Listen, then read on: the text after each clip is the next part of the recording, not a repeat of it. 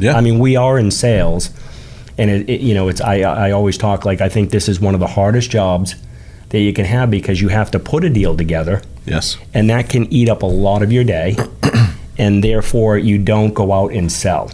Yeah. Right? And to balance that, you and I always talk about, when you get up in the morning, you open up a file, you find problems, right? And what does it do to your day? It wrecks it. It derails your day, right? You're not out there doing... Now instead of you running the day is right, running you.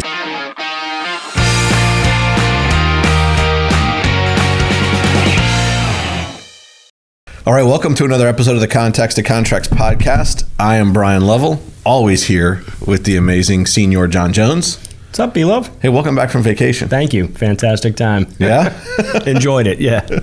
Well, I'm glad you enjoyed some vacation. So, came back to a different situation, yes. Right? I mean, it's kind of a rough week, right? We've gone through in the mortgage business. Probably, this is. I'm seeing some comments that it may be similar to probably back in 2008.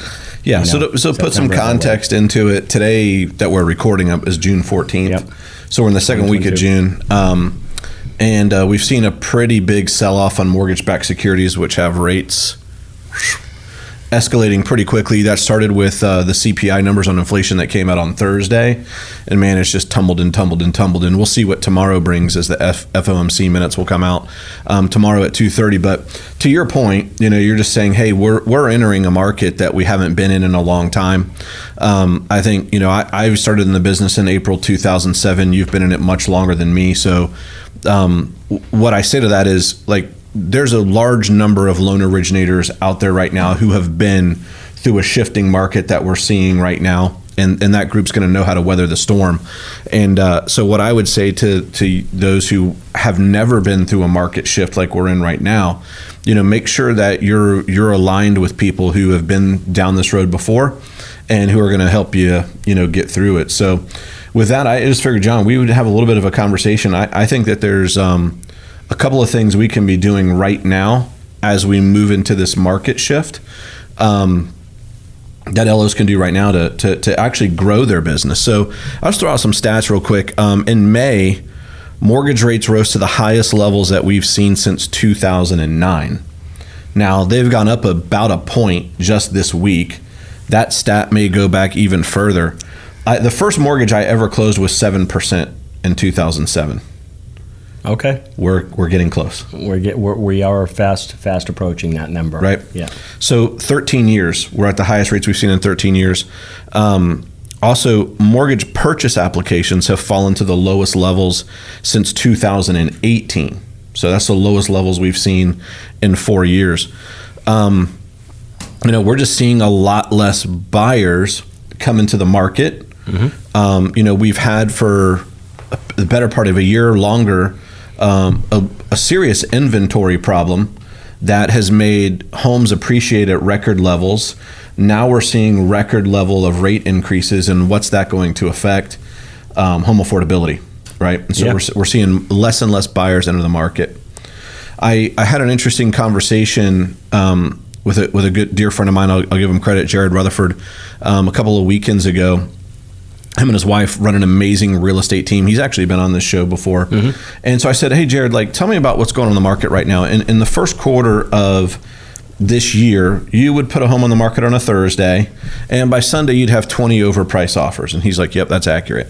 I said, so today, you put a home on the market on Thursday, and by Sunday, you've got 6 offers all at ask. And he's like, no, that's not the market we're in at all. I'm like, well, what market are we in? He goes, I listed that home on Thursday 4 weeks ago, and it's not under contract yet. Yeah. Right. And so I think we're seeing the very beginning stages of the market shifting. Yeah. And hey, if you were a seller, you probably missed the top of the market. I would say I would agree with that. 4 to 6 weeks ago. Right. Yep. So with all of that said, I don't say any of that to provide doom and gloom. Right. This is still a great market. A lot of people earned their stripes and grew their business to their highest levels in a market like this. And John, I think you and I have some things to talk about that can help people do that. Sure. Yeah. I mean, one of the things if you were a buyer out there and you were, the last really 2 years, right? It's been a struggle to try to get under contract now, and as we shift away from a seller's market to a more level and even towards a buyer's market, the opportunity for you to bid on a home, a home that you actually want, and you get it at true appraised value, right? Yep. I mean, that's huge in itself. Shoot, you might even see seller concessions come back into the market before the end of the summer. 100%. I mean, as you drive around, like I was on vacation, but just in the last 3 days back here in Florida, and speaking to folks all over the state, open houses, right? I mean, something that kind of disappeared for the good 18, 24 months. I'm seeing them everywhere. I mean, they're popping up, and like you said, like Jared, properties are sitting on the market and they're not going under contract, like they used to. It's going to be an interesting shift for you realtors that are newer in the business. Now you actually have to market the property and do the open houses and be realistic. I think the conversations are going to get tough with home sellers that at this point still want top dollar. That philosophy we went through back 04, it's 5, going to take them longer to they sold accept. it for this, so mine's worth this. Yes. In the market, like you said, we could have leveled off, and we may even see it, a little bit of a trickle backward. Yeah.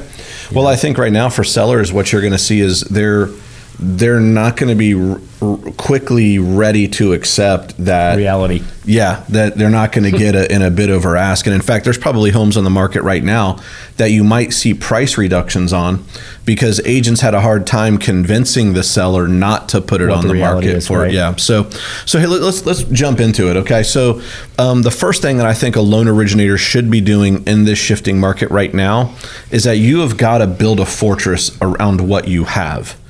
And to me, that's two pillars: a fortress around your referral partners, your existing referral partners, and I think you got to build a fortress around the buyers that you're pre-approving to. You want to speak to that a little bit? Yeah, I mean, 100%. So, I mean, now more than ever, you should always be doing this, by the way, regardless of the market. I mean, you should have a plan, of what you do Monday through Friday as a loan officer, and that, whether, that should involve, your top 20, 30, 40 realtors, that you have a plan how you contact or connect with them on a weekly basis, certainly every other week. Just doing a check-in and update where the market's going, new programs, products, what they're doing, how homes is selling, just general information. But you need to foster and always maintain and build on that relationship. Yeah. Many of us in this business, as busy as we were, you're not calling your agents, right? You're waiting, so when it's frothy like that, you're taking orders, you're trying to keep up, with the demand, and you're not checking, hey, Bryan, man, how you doing over there? I haven't heard from you in 6 or 8 weeks. Yeah. You working, you sending business elsewhere. I mean, you need to have a plan to not let those agents, basically get recruited from somebody else in the business trying to, win that deal. Yeah. I mean, we are in sales. And I always talk like I think this is one of the hardest jobs that you can have because you have to put a deal together. Yes. And that can eat up a lot of your day, and therefore you don't go out and sell. Yeah. Right. And to balance that, you and I always talk about, when you get up in the morning, you open up a file, you find problems, right? And what does it do to your day? It wrecks it. It derails your day, right? You're not out there doing... Now instead of you running the day is running you. You're supposed to maybe have a B&I networking group at lunch, and now you're sideways because a deal's got a condition or two that you're trying to clear a fight through, and you may blow it off, right? Yeah. So little things like that, you've got to find that balance, and be actively always engaging and re-recruiting your top 20, 30, 40 agents. Yeah. Yeah. And I mean, you make a great point about, the point was, hey, put a hedge of protection or build a fortress around your existing referral partners. And like you just said it, you got to be re-recruiting them, reminding them why they're working with you. I think there's a couple of things you got to do for that. Again, the ones that are your top referring agents, you really need to be in contact with them on a regular basis. Don't wait for them to call you with a referral. By the way, those are also the agents I would make sure that I'm supporting on their open houses. 100%. Right? Yep. When they've got an open house, make sure that you're showing up, you're trying to find ways to add value, the whole 9 yards. But you all know who your top referring agents are. and you got to do what you've got to do to build a fortress around. I mean, and this is a fun business too, right? It's not just all business, but I mean, when I go back to when I originated, many of my top agents became some of my closest friends and dearest friends. You know, I mean, I did things business-wise, but also on a personal level. And if you're newer in this business and it's transactional and maybe not personal, maybe it's time to think about, am I doing business with people I actually like and wanted to continue to do business with?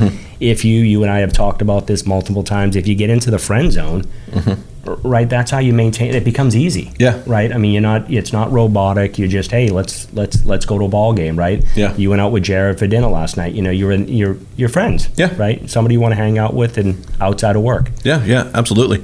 So I think the other thing that you've got to build a fortress around is the pre-approvals that you are doing, right? The leads or the at-bats that you're getting. There's a lot of things out there that can derail trigger leads, right? We know that. There's folks out there hammering those trigger leads. But two, right now, it's taking longer for a borrower to find a home, right? So there was a day, let's go way back in the rewind, that 2 weeks, would, right. From the time you pre-approved a buyer to them being under contract was 2 weeks.